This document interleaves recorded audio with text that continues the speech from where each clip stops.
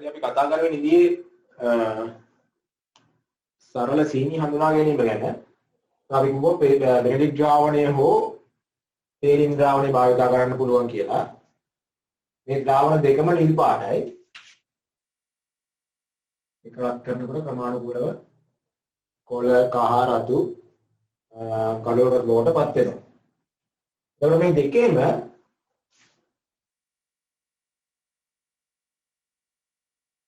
දර්ශක දෙකේම ඒ කියන්නේ බෙනෙඩික්ට් ද්‍රාවණය සහ පේලින් ද්‍රාවණය කියන දෙකේම තියෙන මේ වර්ණ විපර්යාසය සඳහා වැදගත් වෙන සංයෝග තමයි කොපර් සල්ෆේට් කියන එක.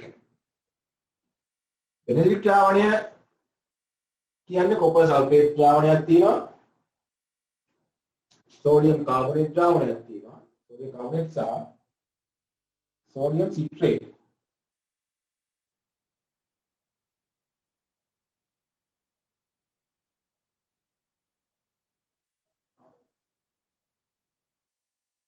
සෝඩියම් සිට්‍රේට් කියන සංයෝගයෙන් තමයි බෙනෙඩික්ට් ද්‍රාවණය හදලා තියෙන්නේ. පේලින් ද්‍රාවණය ගත්තොත් පේලින් A සහ පේලින් B කියලා තියෙනවා. පේලින් A කියන්නේ කොපර් සල්ෆේට් ද්‍රාවණයක්. පේලින් B කියන්නේ සෝඩියම් පොටෑසියම් සාල්ෆේට්.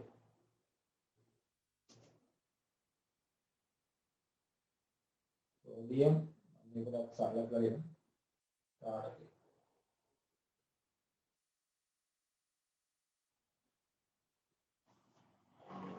මම මෙච්චර ගැඹුරටම මේවා මතක තියාගෙන ඉන්න අවශ්‍යතාවයක් නැහැ. නමුත් උඩට දාගන්න මේ වර්ණ විපර්යාස දෙන්නේ මෙන්න මේ කොපර් සල්ෆේට් ද්‍රාවණයක්.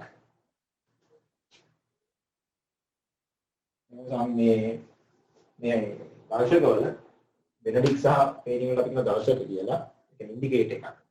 ඒක සීනි තියනද කියලා පෙන්වන්න භාවිත කරන නිසා අපි ඒවට මේ දර්ශක නැත්නම් ඉන්ඩිකේටර් කියලා කියනවා. මේ කොපර් සල්ෆේට් නිසා තමයි මේ වර්ණ විපර්යාසය ඇති කරන්නේ. හරි. එතකොට අපිට මේකෙන් පුළුවන් කලින් කො මොනස කරන්නේ තුනයි ඊටමතර මෝල්ටෝස් සහ ලැක්ටෝස් හඳුනා ගන්න. නමුත් මේකෙන් අපිට බෑ සුක්‍රෝස් හඳුනා ගන්න. සුක්‍රෝස් හඳුනා ගන්න නම් සුක්‍රෝස් ඔක්සිහාරක සීනිය වර්ගයක් නෙමෙයි. ඒ කියන්නේ ඔක්සිකරණය වෙන සීනි වර්ගයක් නෙමෙයි.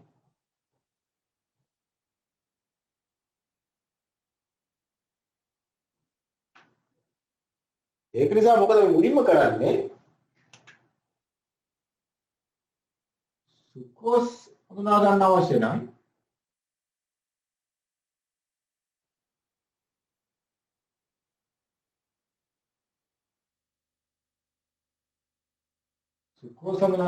නම් අපි මුලින්ම එකතු කරනවා මේකට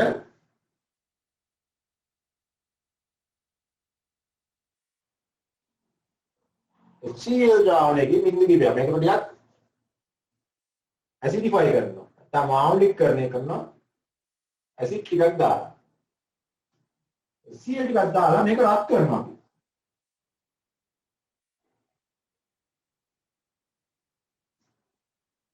රත් කරලා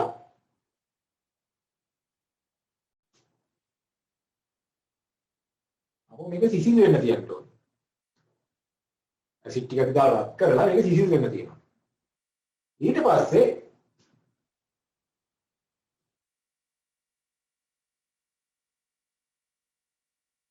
මේකට අපි දානවා අපෝ සෝඩියම් හයිඩ්‍රොක්සයිඩ්. ද්‍රාවණය ටිකක්. ඒක බිඳු පහක් කියලා. රත් කරලා අපි සිසිල් කරනවා.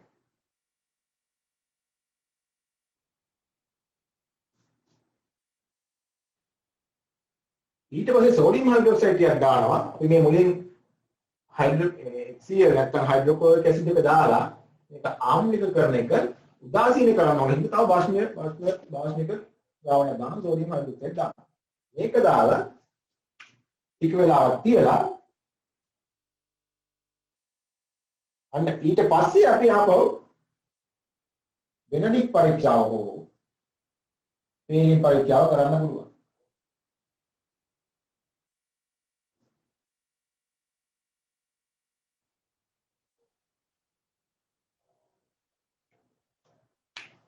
මුලින් මේක ඇසිඩිෆයි කරනවා නැත්නම් මේක ආම්ලික කරනවා. ආම්ලික කරලා වත් කරනවා. වත් කළ නිවුනට පස්සේ පරිසර උෂ්ණත්වයට ආවට පස්සේ සෝඩියම් හයිඩ්‍රොක්සයිඩ් එක දාලා මේක උදාසීන කරනවා. එතන විභාග දැම්මම තව විභාගයකට දැම්මම නැති. ඊට පස්සේ වෙනදික් පරීක්ෂාව හෝ පේලින් පරීක්ෂාව කරාම අර විදිහටම මේක හඳුනා ගන්න පුළුවන්. ඒ කියන්නේ අර නිල් පාට ඉඳලා ක්‍රමක්‍රමයෙන් කොළ කහ රතු කළු රතු වලට පත් වෙන්න පුළුවන්. අපි ඒක ලියා ගමු. සුක්‍රෝස් හඳුනා ගැනීම කියලා.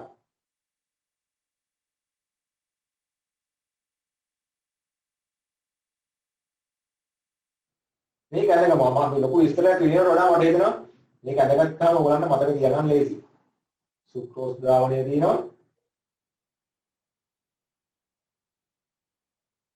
හයිඩ්‍රොක්ලෝරික් ඇසිඩ් එක ස්වල්පයක් දානවා. එතන රත් කිරීම.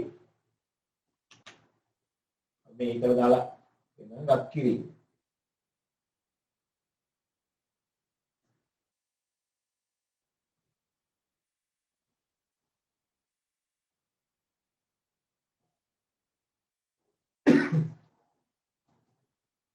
කරලා ඊපස්සේ අපෝ සිසිල් කරනවා.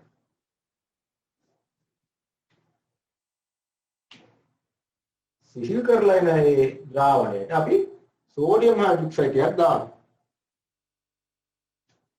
Sodium hydroxide. ඒ දාන්නේ අතරම මේ දාන අම්ලය මේ භාෂණය මගින් උදාසීන කරනවා.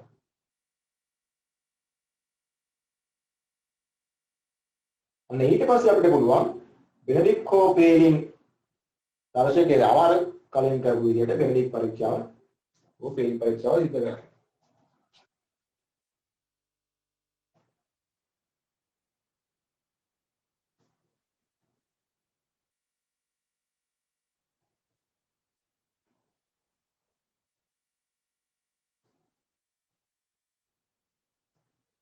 හරි. මේ තියෙන එකට අපි කතා කරේ සුක්‍රෝස් හඳුනා ගැනීම.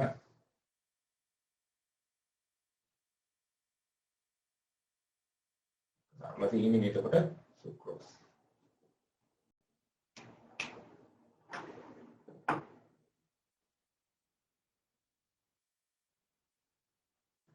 හරි මූලික වශයෙන් අපිට කාබෝහයිඩ්‍රේට් වල ව්‍යුහයන් සහ හඳුනා ගැනීම ගැන ඉගෙන ගන්න තියෙන්නේ මේ ටික තමයි. ඊට පස්සේ ටිකක් විස්තරයක් විදිහට ලියා ගන්න තියෙන්නේ අපිට මේ කාබෝහයිඩ්‍රේට් අපි භාවිත කරන්නේ මොනවටද කියන කතාව. විශේෂයෙන් මේ තාක්ෂණ වේගය සඳහා යා කියන කොටසේ බලාපොරොත්තුව පාඩම් වල බලාපොරොත්තු තමයි අවසානයේ මේක ආර්ථික වටිනාකමක් කොහොමද මේ අපි ඉගෙන ගන්න දේවල් මේ ආර්ථික වටිනාකමක් ලබා දීම සඳහා යොදා ගන්න ආකාරය ගැන තමයි අවසාන වශයෙන් ඉගෙන ගන්න තියෙන්නේ. අපි මේ මාතෘකාවක් විදිහට ලියාගමු ප්‍රධාන මාතෘකාවක් විදිහට කාබෝහයිඩ්‍රේට් වල භාවිතාවන්.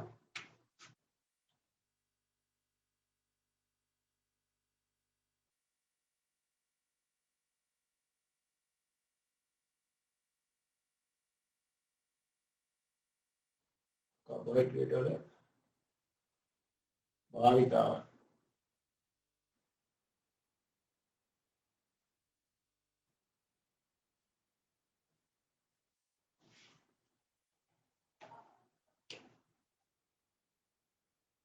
අපි මුලින්ම සඳහන් කරා කාබෝහයිඩ්‍රේට් තමයි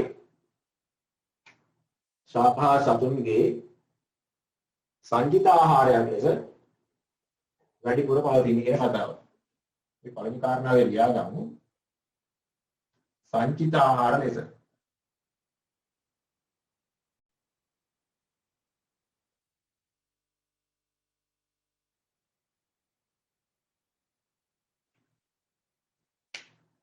සංජිත ආහාර ලෙස.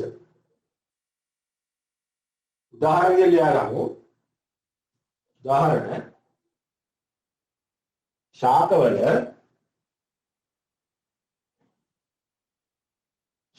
සංචිතාහාරය මොකද්ද? අපි කලින් කිව්වේ ශාකවල නම් පිෂ්ඨය. ශාකවල පිෂ්ඨය කියලා පවතින. ශාකවල මැදේ වෙයි ශාකවල පිෂ්ඨය තමයි සංචිත වෙලා තියෙන්නේ. ඊට පස්සේ සතුන් තුල අපි කලින් කිව්වා ග්ලයිකෝජන්. මාළෙන් කරපත් වෙනගේ ග්ලයිකෝජන්. ඊටසේ අපි දන්න මේ සීනි නැත්නම් අපි එදිනෙදා වර්ගයේ මේ පරිභෝජනය කරන සුක්‍රෝස් ගත්තාම ඒක ගොඩක් ලබන්නේ උක්ෂාකයෙන්. එතකොට උක්ෂාකයේ තියෙන්නේ සුක්‍රෝස්.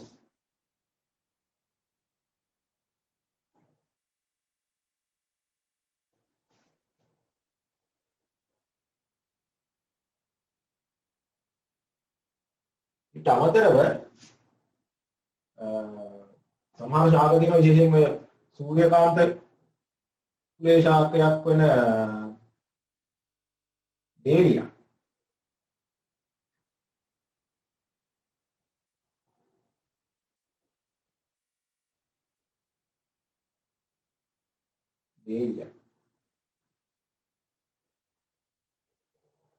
දේලියා වල සංචාරය තමයි ඉනියුලින්.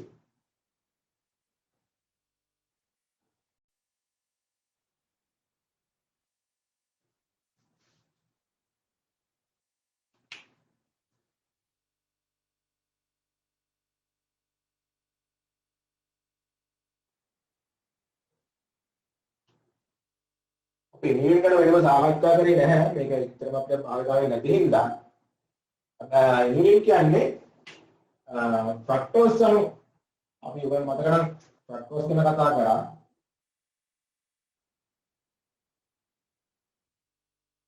මේ හැඩයට පවතින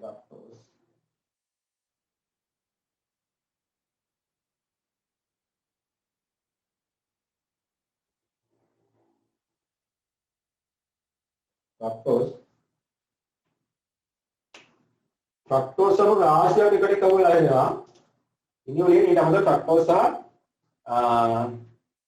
ග්ලූකෝස්. ෆ්‍රක්ටෝස් සාමාන්‍යයෙන් දෙකක් 60ක් අතර ප්‍රමාණයක්. ග්ලූකෝස්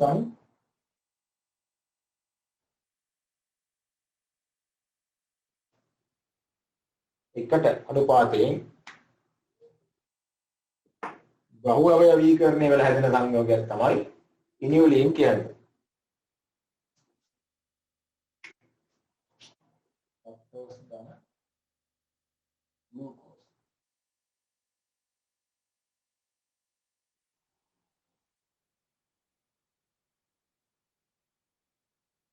ෆ්‍රක්ටෝස්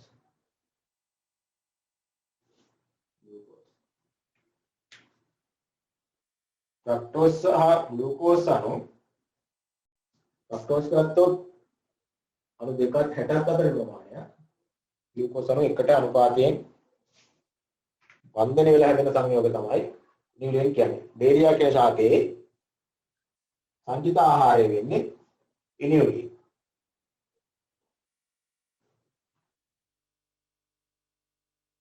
හරි. මේ සංජිත ආහාර ලෙස දෙවෙනි කාරණාව සෛලවල දෙවෙනි කාරණාව ලියාගමු. සෛලවල ශක්ති ප්‍රභවය ලෙස. සෛලවල ශක්ති ප්‍රභවය ලෙස.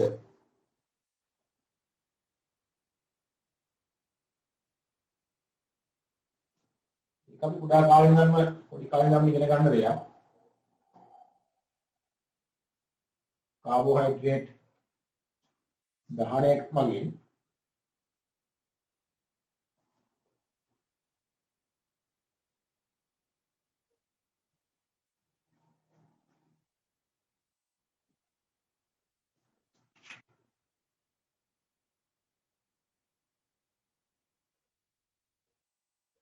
සියන සමග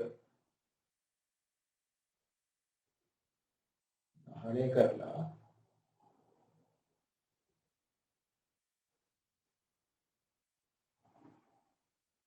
සහ E කියන්නේ එනර්ජි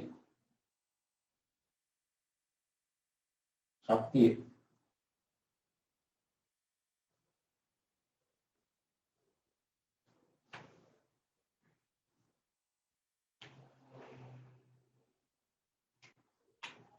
මේ කාබෝහයිඩ්‍රේට්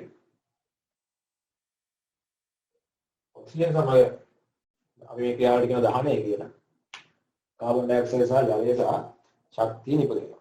සයවල ශක්තිය නිපදවීමේ ක්‍රියාවලිය තමයි කාබෝහයිඩ්‍රේට් වලින් ඔක්සිජන් සමග ක්‍රියාත්මක කළ කාබන් ඩයොක්සයිඩ් සහ ජලය ආදමින් එනර්ජි ශක්තිය නිපදවීම.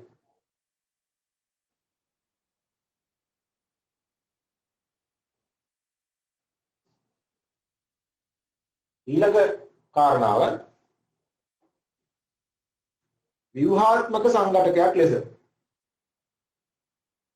ව්‍යුහාත්මක සංඝටකයක් ලෙස කාබෝහයිඩ්‍රේට් වැදගත් වෙනවා. සෛල තුල ව්‍යුහාත්මක සංඝටකයක් ලෙස මම මොනවද කිව්වා ශාකවල සෛල බිත්තියේ මූලික සංඝටකය සෙලියුලෝස්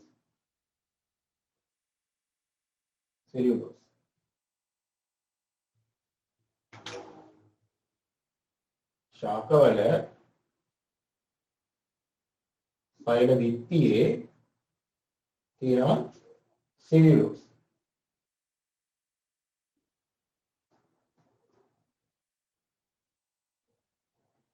උදාහරණයක් ලියගමු. ශාකවල සෛල බිත්තියේ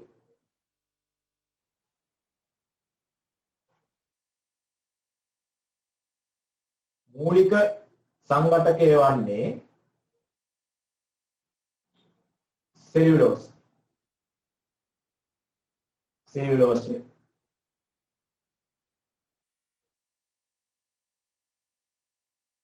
ඊගාට තමයි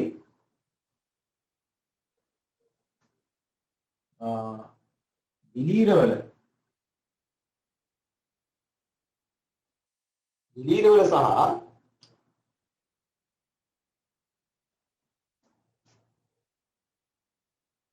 මේ කුමින්ගේ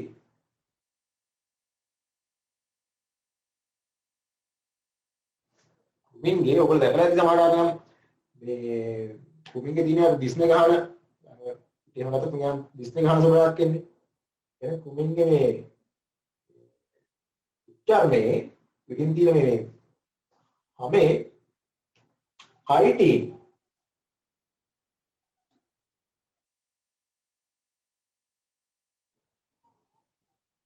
काइटिन के कार्बोहाइड्रेट में बना हुआ है और दिलीर वाला साइड बीट के साथ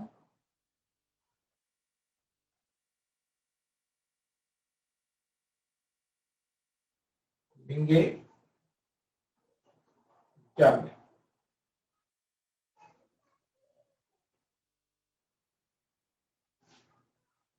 काइटिन के प्रोटीन है जो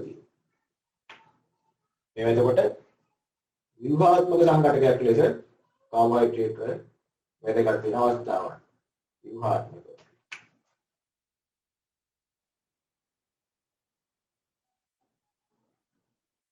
ඊට පස්සේ කෘත්‍රිම අවස්ථාවන් සඳහා ඊගා කාරණාවෙන් ලියා ගන්න. කෘත්‍රිම සංඝටකයක් ලෙස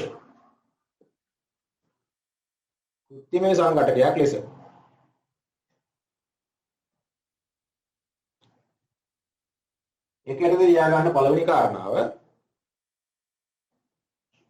ජෛව සංශ්ලේෂණ ක්‍රියා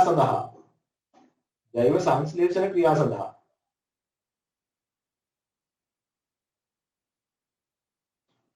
උදාහරණයක් විදිහට ගත්තොත්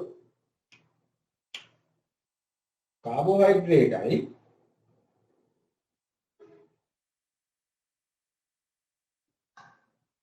ලිපිඩයි දෙක එකට එකතු වෙලා කාබෝහයිඩ්‍රේට් සහ ලිපිඩ් එකට එකතු වෙලා ග්ලයිකෝලිපිඩ්ස් හදනවා.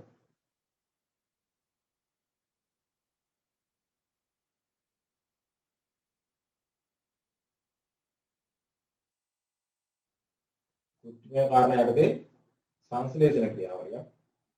කියන්නේ සමුන්ට අවශ්‍ය දේවල් ශරීරයේ තුලම නිපදවා ගැනීම කාබෝහයිඩ්‍රේට් ලිපිඩ් එක වල ග්ලයිකෝලිපිඩ්ස් කියන සංයෝග හදනවා.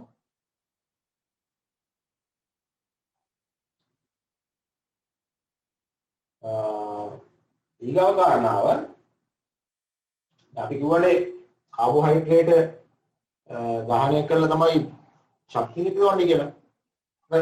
මොලේ ක්‍රියාවලියන් නිසි ආකාරයෙන් යාමනය වෙන්න ශක්තිය අත්‍යවශ්‍ය. උදාහරණයකදී මම කියන්නම් ඔය ගොඩක් වෙලාවට හරියට ආහාර නොගත්ත වෙලාවක හරියට පැවැති වෙලාවක බලන්න හරියම හරි සමහර පේන්ට් වෙනවා, මේක කලක් දාලා වැටෙනවා. ශරීරයට අවශ්‍ය ශක්තිය නැති වුනහම මේ ස්නායු පද්ධතියේ ක්‍රියාවලිය මොලේ හරහා මේ සිදුවන ක්‍රියාවලිය අඩපණන. ඒකින්ද මොලේ යාමනය නිසි ආකාරයෙන් සිද්ධ වෙන්නේ මොලේ ක්‍රියාකාරීත්වය ස්නායු පද්ධතියේ ක්‍රියාකාරීත්වය නිසි ආකාරයෙන් සිද්ධ වෙන්න කාබෝහයිඩ්‍රේට් තම වැදගත්.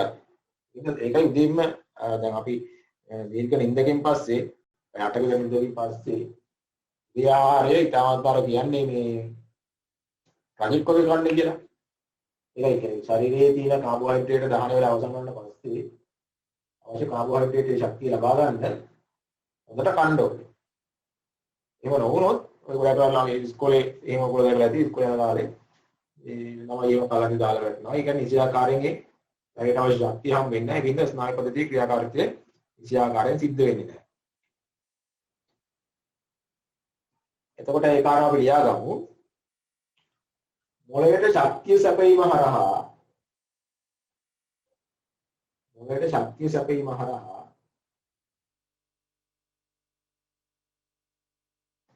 ස්නායු පටක යාමනයට එක නිසි ආකාරයෙන් ක්‍රියාත්මක වෙන්න පාලනය කිරීම යාමනය.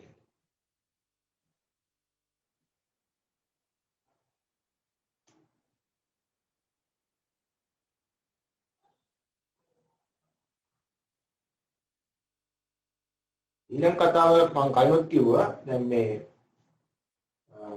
ක්‍රමාකුංචනය ගැන ආහාර මාර්ගයේ සිදුවන ආහාර ගමන් කිරීමේ ක්‍රියාවලිය නිසි ආකාරයෙන් සිද්ධ කිරීම සඳහා ආහාරවල තියෙන සෙලියුලෝස් වැදගත් වෙනවා. කොට ඒක මේ ක්‍රියාවලිය ආහාරවල ඇති සෙලියුලෝස්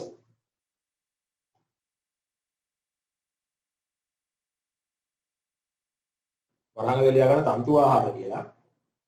තන්තු ආහාර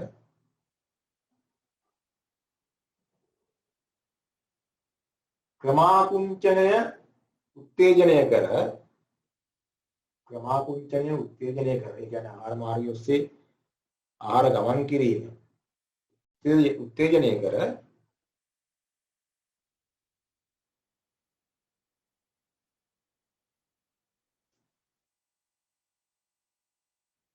මලබද්ධය ඇතිවීම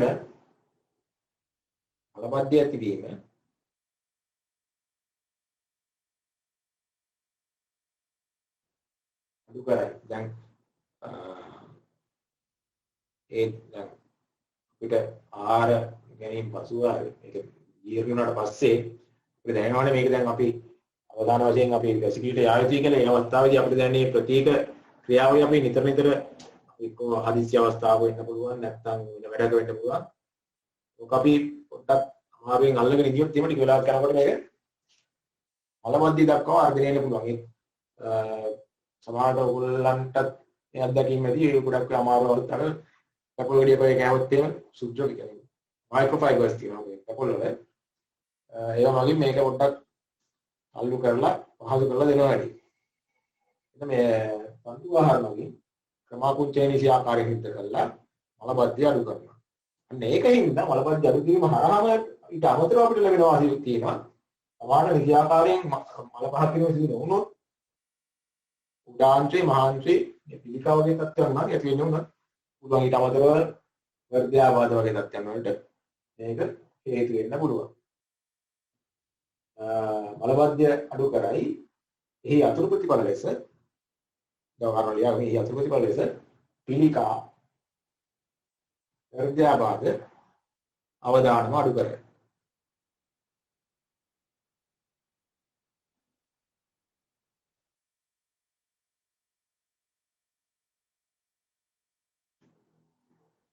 ඊට අමතරව මේ තන්තු ආහාර වල තියෙන වැදගත්කම තමයි ආහාර මාර්ගයේ ජීවත් වෙන අනෙකුත් බැක්ටීරියාන් වල වර්ධනය සඳහා මේක වැදගත් වෙනවා. අපි ඉස්සෙල්ලා කිව්වා මේ හරකුන් වැනි උලාකල සතුන්ගේ ආහාර මාර්ගයේ ඉන්න බැක්ටීරියා විශේෂ ඒගොල්ලෝ උදව් කරනවා කියලා සිලිලෝස් ජීර්ණය කරන. ඒ වගේ ඕනම සතෙක් කියන්නේ ඇතුලේ බැක්ටීරියාවන් වගේ ඉන්න පුළුවන්. ඕන් අපේ ආහාර මාර්ගයේ ඉඳගෙන ශරීරයට අවශ්‍ය කරන යම් යම් සංයෝග ඊට ආහාර ජීර්ණය පහසු කරන්න ඒ වගේ දේවල් උදව් වෙන්න පුළුවන්. අපි ඒ කාරණා ලියාගමු. ආහාර මාර්ගයේ අන්ත්‍රයේ සිටින ආහාර ජීර්ණය සඳහා වැදගත් වෙන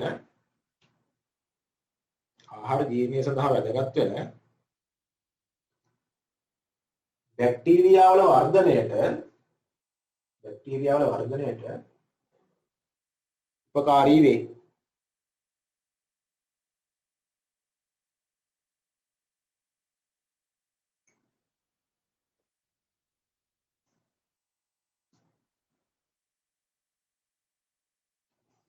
අපි ඊගා කාරණාව ඉඳලාගමු කාබෝහයිඩ්‍රේට් භාවිතාවන් යටතේ පස්වෙනි කාරණාව විදිහට අපිට වැදගත් වෙන්නේ මෙන්න මෙතන ඉඳලා කලින් ටිකක් වැදගත් වෙනවා නෙමෙයි තාමත් වැදගත්. අපි තාන්නේ මේ ප්‍රායෝගික යොදා ගැනීම ගැන කතා කරනකොට පස්වෙනි කාරණා තමයි කාර්මික නිෂ්පාදන සඳහා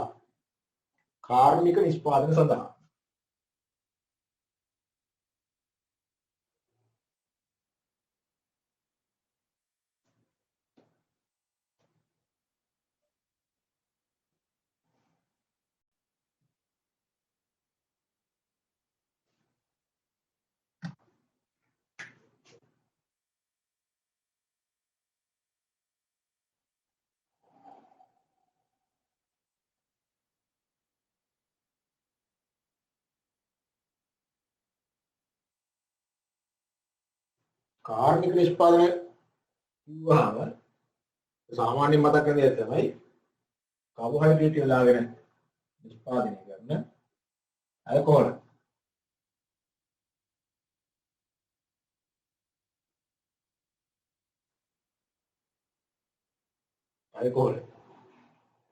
මේකෙදි මොකද කරන්නේ? මේ කාබෝහයිඩ්‍රේට් සෝස් එකක් නැත්නම් කාබෝහයිඩ්‍රේට් ප්‍රභේදයක් අපි යොදාගෙන පැසවීමකට ලක් කරනවා ඊස්ට් කරා. අපි සාමාන්‍යයෙන් මේ කාබෝහයිඩ්‍රේට් ප්‍රභේදය ලෙස පාවිච්චි කරනවා තිරිඟු. ඊට පස්සේ බඩඉරිඟු.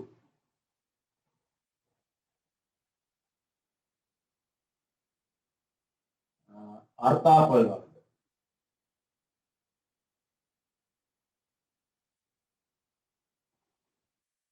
එම කාබෝහයිඩ්‍රේට් ප්‍රභවයන් ඊස්ට් මගින්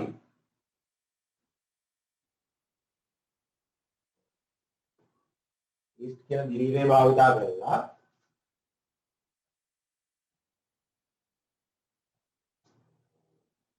ඊස්ට් මගින්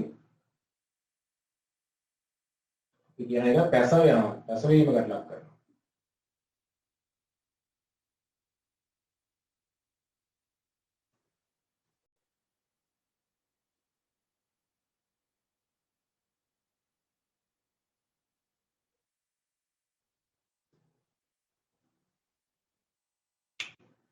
කාබෝහයිඩ්‍රේට් ප්‍රභේදයක් අරගෙන ඒකට ඊස්ට් දාලා පැසවලා ඊස්ට් වල ක්‍රියාකාරීත්වය නිසා කාබෝහයිඩ්‍රේට් ඇල්කොහොල් බවට පත් කරනවා.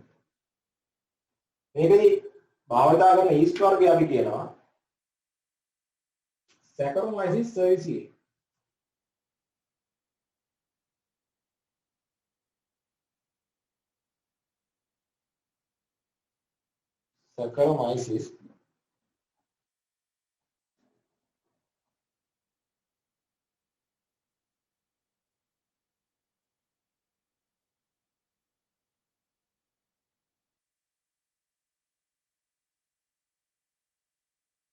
Saccharomyces cerevisiae. මේක ලියා ගමු. කාර්බන නිෂ්පාදනය යටතේ ඇල්කොහොල් නිෂ්පාදනය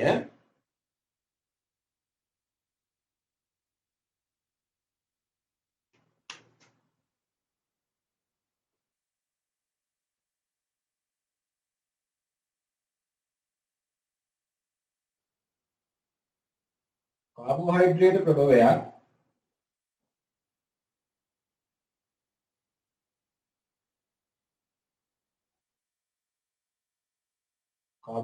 ප්‍රභවයක් වරහණක ලියා ගන්න තිරිඟු බඩේරිඟු අර්ථාපල තිරිඟු බඩේරිඟු අර්ථාපල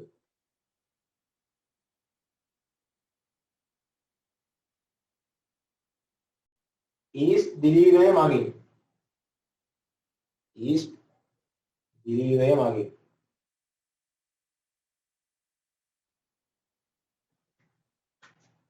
වරහණක ලියා ගන්න Saccharomyces cerevisiae. Saccharomyces අපි ඒක සිංහලෙන් ලියාගෙන පස්සේ ඉංග්‍රීසියෙන් ලියන්න. cerevisiae. Saccharomyces. इंग्लिश वजह दिया गया SACCH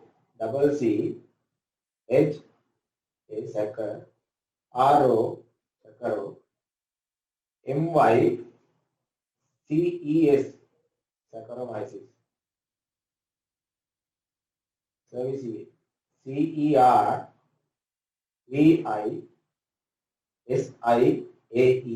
CERVISIAE මගින් පැසවීමට ලක් කර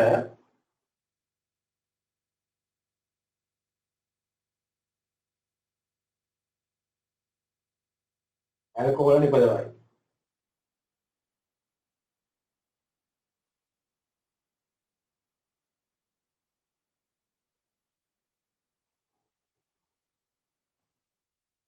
ඇල්කොහොල් වල ආවේ කියන්න අලුතෙන් කියන්න අපි කලිනුත්තර මේ කාබනික අණු සංයෝග ගැන කතා කරනකොට ඇල්කොහොල් ගැන කතා කරා. විද්‍යාඥයන් ඔය පාන විදිහට සහ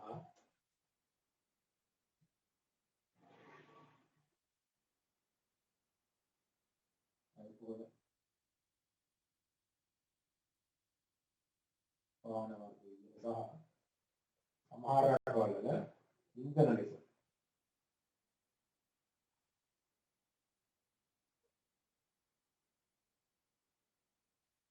මේක ජීව ක්‍රියාවලියක් කරා ඉපදවන හින්දා අපි මේවට කියනවා ජෛව ඉන්ධන නැත්නම් ජීව ඉන්ධන කියලා.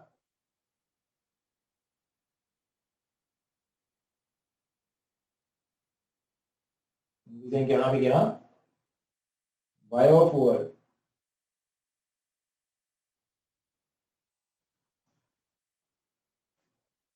ජෛව ඉන්ධන නැත්නම් බයෝෆුවල් කියලා අපි කියන්නේ මේ ආකාරයෙන් ගන්න ඇල්කොහොල් මගින් වාහන ධාවනය කරනකොට.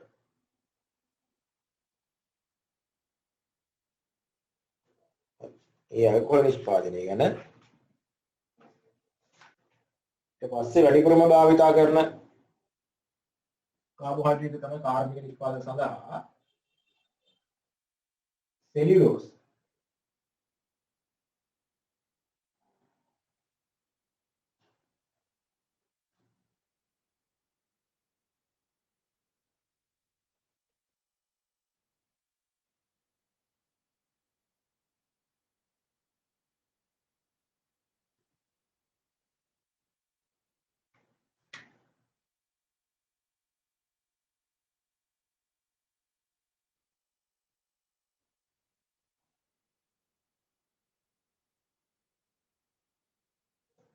සෙලියුලෝස් ගැන කතා කරනකොට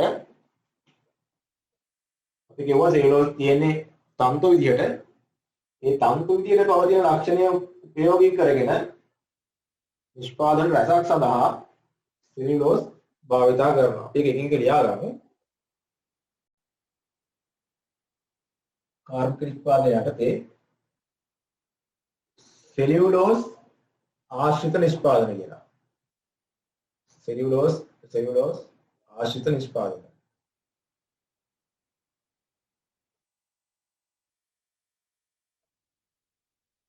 කාරණාව අපි ලියා ගමු.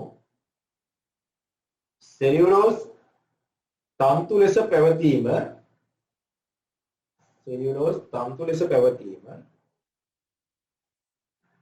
උපයෝගී කරගෙන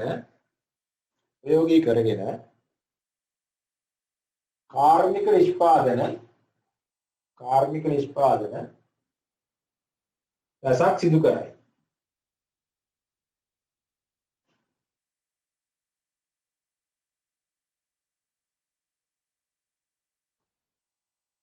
පළවෙනි එක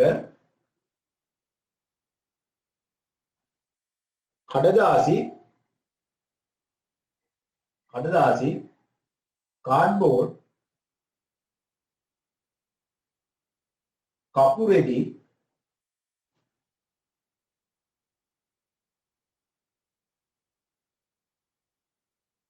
ලිනන් රෙදි කියලා ගත්තාම ලිනන් රෙදි සම්පූර්ණයෙන්ම සෙලියුලෝස් නෙමෙයි.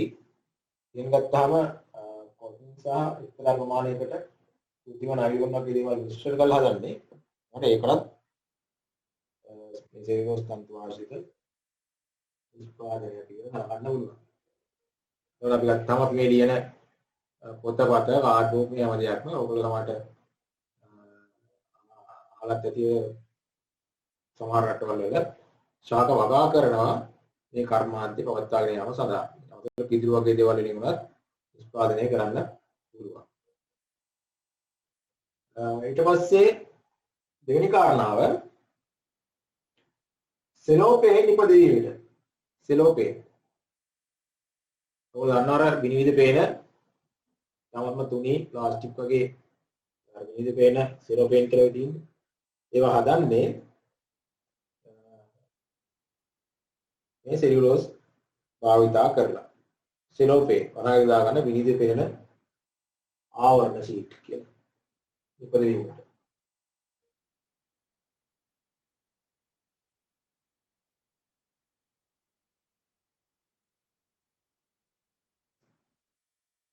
ඊළඟට විශේෂයෙන්ම චිත්‍රපට කර්මාන්තය සහ ඡායාරූප කර්මාන්තය බව දානවා. ඔයගොල්ලෝ තමයි ඔය ටීවී වල කාලෙන් කාලට යනවනේ ඔය මේ එක නළු නිලියන්ගේ වාහනයක් අතෝ කාලෙකට යනවා. සුවර්ණමණි මම දැකලා තියෙනවා. ඒ සතියෙම යන්නේ විජය කුමාරතුංගගේ ඊට පස්සේ ආව ගාවණී පොන්සේලාගේ ඒව කතා දානකොට කියන්නේ සෙලියුලෝඩ් අතික්‍රමණය මොනවායි කතා කියන්නේ. ඒ කියන්නේ ඉස්සර කාලේ දැන් නම් ඔය හැම දෙයක්ම චිත්‍රපට කරන නිසා ඡායාරූප කරන විජිතකරණය වෙලා තියෙන හින්දා මේවා විතර භාවිතා කරුම් නැති වුණත් ඉස්සර සෙලියුලෝඩ් පටල නිපදවීම සහ සෙලියුලොයිඩ් පටල නිපදවීම සඳහා සෙලියුලෝඩ් තමයි භාවිතා කරලා තියෙන්නේ. කියන අර තේරම රෙකෝඩ් වෙන්නේ සෙලියුලොයිඩ් මේ පාටල වල.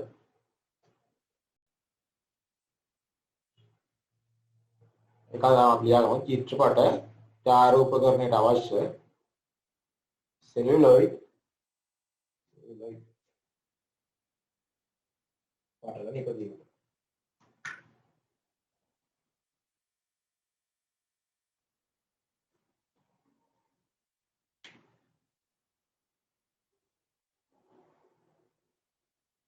ඊට අමතරව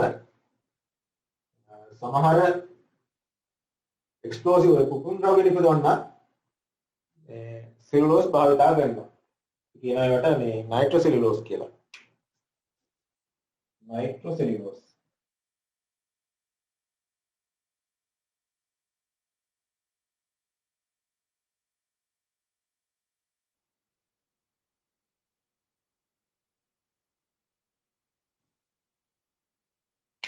සමහර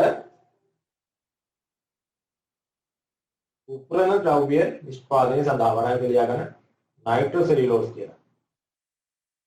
නයිට්‍රෝසෙලියුලෝස්. මේකට කියනවා මේ දුම් රහිත විලි බෙහෙත් කියලා. කියන්නේ මේක පත්තු කරාම දුම් වෙන්නේ නැහැ. නයිට්‍රෝසෙලියුලෝස්. දුම් රහිත විලි බෙහෙත්.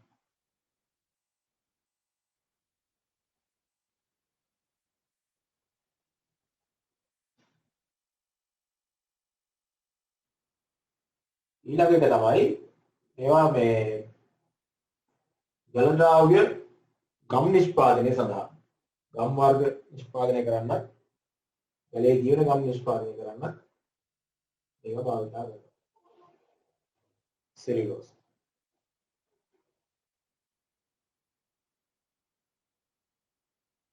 ඊට අමතරව ජල අවශෝෂක ද්‍රව්‍ය ස්පොන්ජ් වගේ දේවල් පිටවන්න සෙලියුලෝස් භාවිත කරනවා.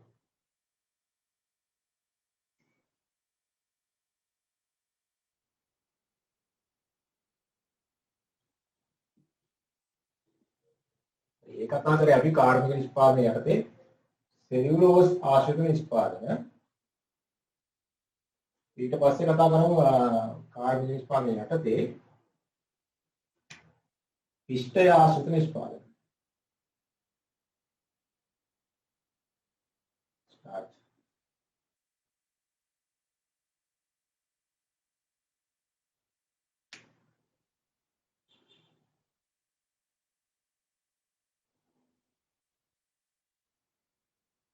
ආහාර වර්ග ගැන මම ආපහු කියන්න අවශ්‍ය නැහැ. කාර්බනික වශයෙන් යොදා ගන්න අවස්ථාවන් ගැන කතා කරමු. විශේෂයෙන් ඖෂධ කරල්, බෙහෙත් පෙති සහ කරල් වල අර ඔයගොල්ලෝ දැකලා තියෙන මේ අර පිටත තියෙන ආවරණය ඒක පාට කරලා දාලා තියෙන මේ බෙහෙත් පෙති කරල් වල ඒවා හදන්න ඉස්ටේ භාවිතා කරනවා. දැන් ඔය පුදි කාලේ මේ මට තීච්ච බයක් තමයි දැන් මේ ප්ලාස්ටික් ගිල්ලට පස්සේ ඒ අර වටේ තියෙන ආවරණයට මොකද්ද වෙන්නේ කියලා. ඒකත් ඇත්තටම මේ ප්ලාස්ටික් නෙවෙයි ඉස්ටේන් හදන බාහිර කොපුවක් ආවරණයක්. ඒක ඇඟ ඇතුළේදී ජීර්ණ වෙලා ඇඟටම උරා ගන්නවා. ඖෂධ මේක ගන්නවා. ඒක වලියාගම ඖෂධ කරල් නැත්නම් ඔය පෙතිවල පිටත ආවරණය නිෂ්පාදනය සඳහා ඉස්ටේ භාවිත කරනවා.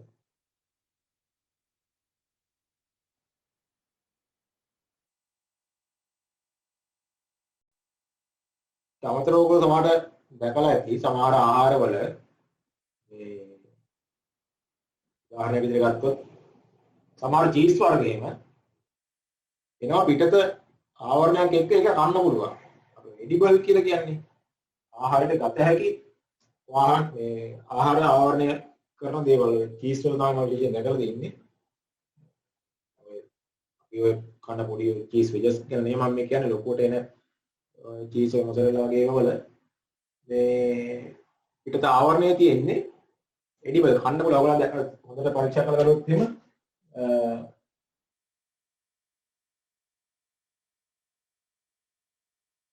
ඔයගොල්ලෝ වෙන පොඩි නෙට් එකක් වගේ මේක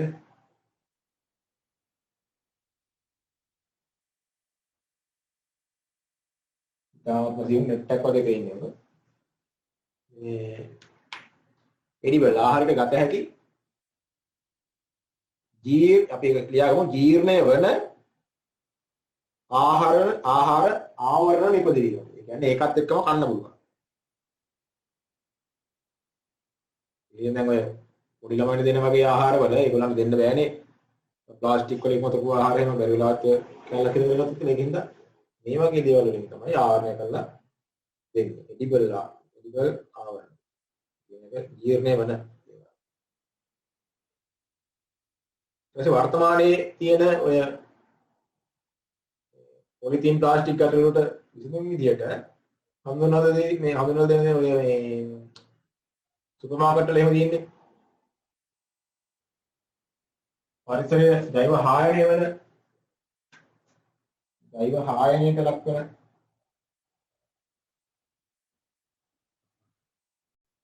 ඒ කියන්නේ කාලයත් එක්ක මේක දිරනවා. ප්ලාස්ටික් පොලිතින් ගත්තාම මේවා දිරන්නේ නැහැ නේ. නමුත් ජෛව හායනය වන ඔය පොලිතින් මඩුව වගේ සුදු පාට ඒක ඔයගොල්ලෝ සමහර දැකලා ඇති. ඒව නිෂ්පාදනය කරන්න පිෂ්ඨය භාවිතා කරනවා. ඒක කතාව ලියගමු. පරිසර හිතකාමී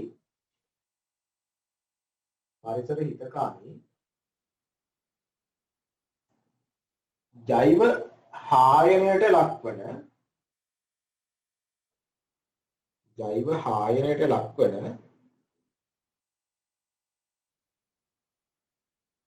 ඇසුරුම් ද්‍රව්‍ය නිපදවීමට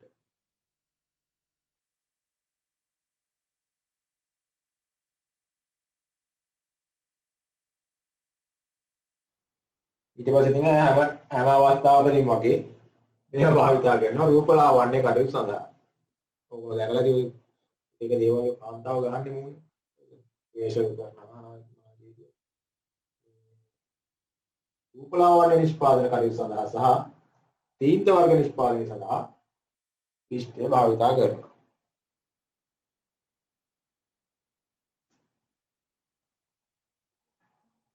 සෙලුලෝස් සහ පිෂ්ඨයට අමතරව භාවිතා කරන කාබෝහයිඩ්‍රේට් ගත්තොත් එහෙම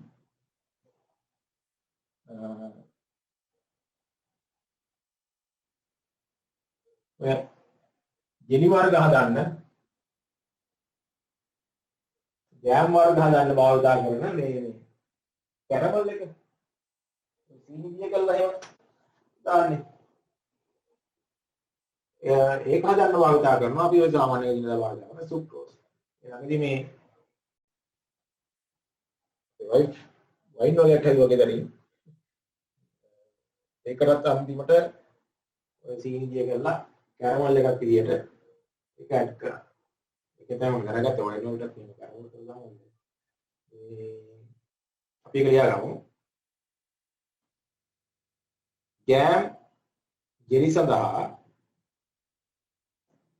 අවශ්‍ය කැරමල් සෑදීමට කැරමල් කියන්නේ ළමයි ලොකු දෙයක් නෙමෙයි මේ සීනි රත් කරලා අර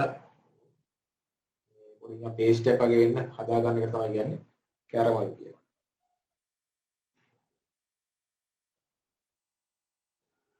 ඊගාව කාරණා තමයි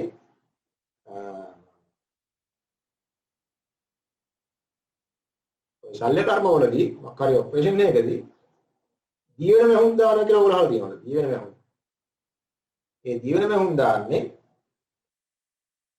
කයිටින් කියන කාබෝහයිඩ්‍රේට්ෙන් හදන තන්තු වලින් තමයි ඒක ගන්නේ කාලයක් යනකොට ඒක ඇඟටම ජීවිලා යනවා. ඒක අවු අර කතුරකින් කපලවක මහන්නවා මේ කපලා අයින් කරන්න ඕනක් නෑ ඒක. එහෙමම ජීවිලා යනවා. ඉතින් ඔය කරු ප්‍රතිතියන් වලදී සිසේරියන් සත්කම් වලදී මේ දිවෙන මහුන් තමයි ගොඩක් වෙලාවට දාන්නේ. අපි ඒක ලියාගමු. ශල්‍ය කර්ම වලදී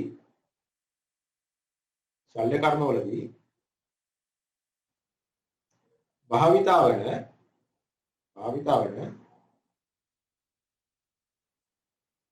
දියවෙන මහුන් සඳහා